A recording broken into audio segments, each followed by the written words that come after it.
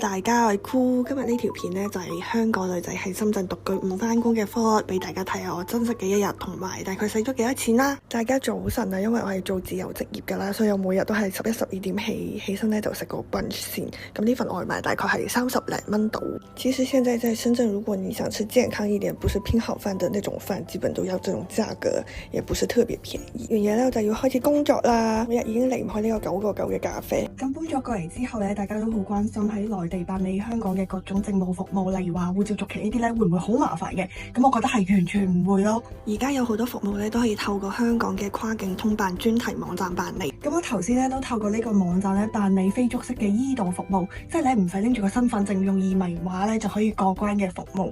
因為咧我成日都要兩地跑嘛，咁拎住個身份證咧我就覺得好麻煩啦，而且好驚整唔見嘅。咁有咗呢個咧就方便好多。咁無論喺香港啊或者內地咧都可以透過呢個網站登記嘅，咧就唔需要親身跨境去辦理嘅，真係超級方便。咁我頭先咧都係勁快就搞掂咗。咁喺呢度上面咧仲有各種嘅香港生活服務啦，同埋出入境嘅相關服務嘅，例如話特區護照續期啊，就可以幫到喺內地香港居民咧提供協助，同埋續領車牌等等。有咗呢個網站咧，就算住喺內地唔可以隨時翻香港咧，都完全唔使擔心。做完嘢咧，我就要去上游水堂啦。冇錯，廿幾歲人咧係完全唔識游水嘅。邊學游水一堂私教堂大概係260蚊人仔，的泳姿真的超級滑稽，就是完全不知道我在水下面在思考什麼。完翻嚟咧，即刻化咗個妝，因為今日我嘅屋企人過嚟深圳揾我食飯。很久不見的妹妹再次登場。食飯等位嗰陣時買咗幾支湯葫蘆。